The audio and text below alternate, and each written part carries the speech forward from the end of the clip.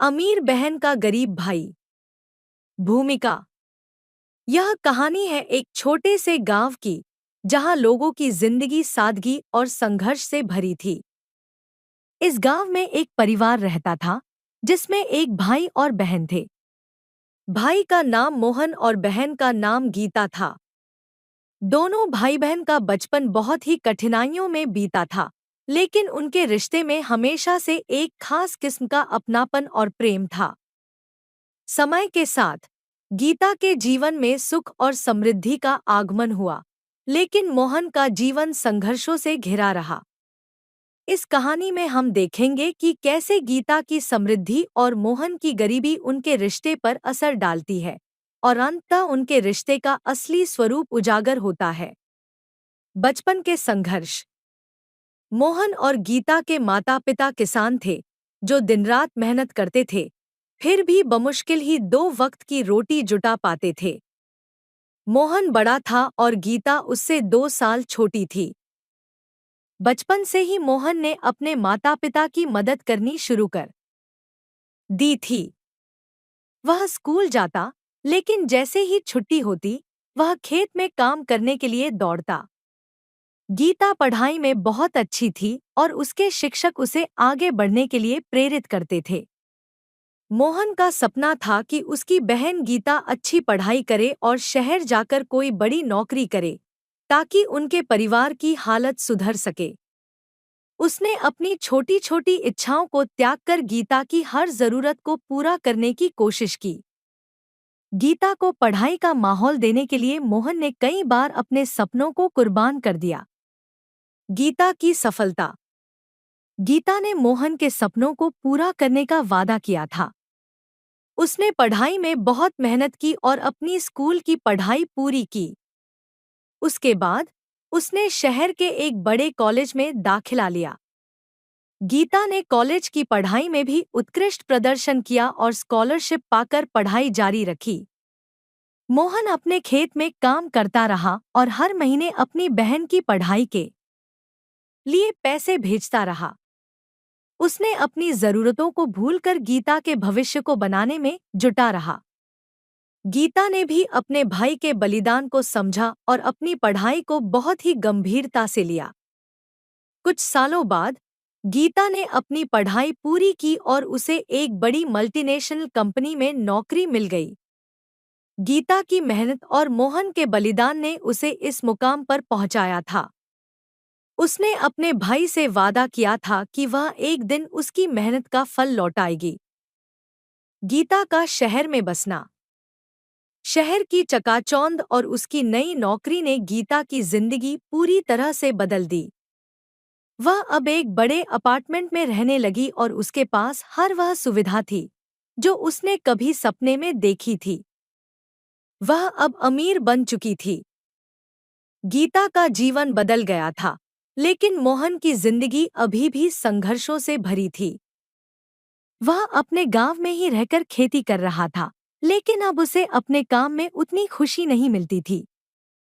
उसे उम्मीद थी कि उसकी बहन एक दिन वापस आकर उसके साथ गांव में रहेगी, लेकिन गीता की शहर की जिंदगी में गांव के लिए कोई जगह नहीं थी।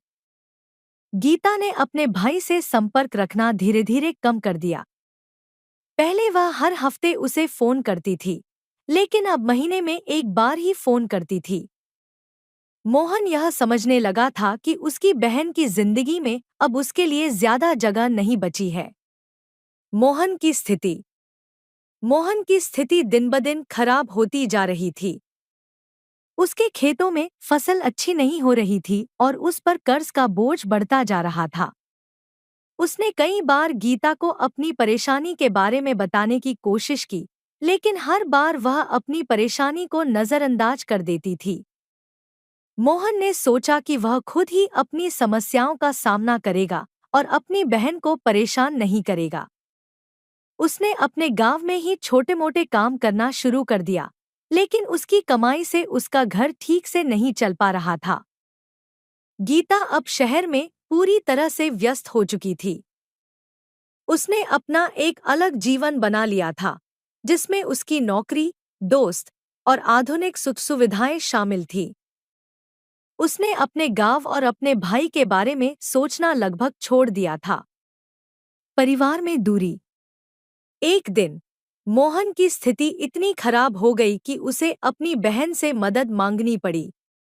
उसने गीता को फोन किया और अपनी स्थिति के बारे में बताया। गीता ने उसकी बातें सुनी, लेकिन उसने यह कहकर बात टाल दी कि वह अभी बहुत व्यस्त है और उसे बाद में बात करेगी। मोहन ने अपनी बहन से पैसे उधार मांगने की हिम्मत जुटाई, लेकिन गीता ने उसे कोई सीधा जवाब नहीं दिया। उसने मोहन से कहा कि वह अपनी समस्याओं का हल खुद ही निकाले। मोहन को बहुत दुख हुआ। उसने कभी सोचा भी नहीं था कि उसकी बहन, जिसके लिए उसने अपनी पूरी जिंदगी कुर्बान कर दी थी, आज उसकी मदद करने से इनकार कर देगी। गीता का हृदय परिवर्तन। समय बीतता गया और मोहन की स्थिति और भी खराब होती गई। उसने अपनी जमीन को गिरवी रख दिया और गांव के लोगों से उधार लेना शुरू कर दिया।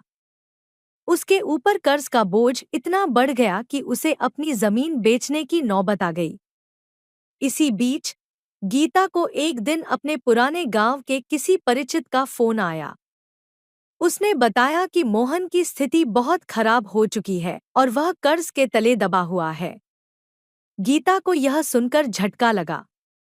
उसे अपने भाई की याद आई और वह समझ नहीं पाई कि वह इतने समय से क्यों उसे नजरअंदाज करती रही। गीता ने तुरंत गांव जाने का निर्णय लिया। उसने अपनी कार निकाली और गांव की ओर चल पड़ी। रास्ते भर उसे अपने भाई के साथ बिताए गए वो सारे पल याद आने लगे, जब वे दोनों एक दूसरे के लिए जीते थे। उसे अपनी गलती का एहसास हुआ और उसने अपने भाई से माफी मांगने का फैसला किया।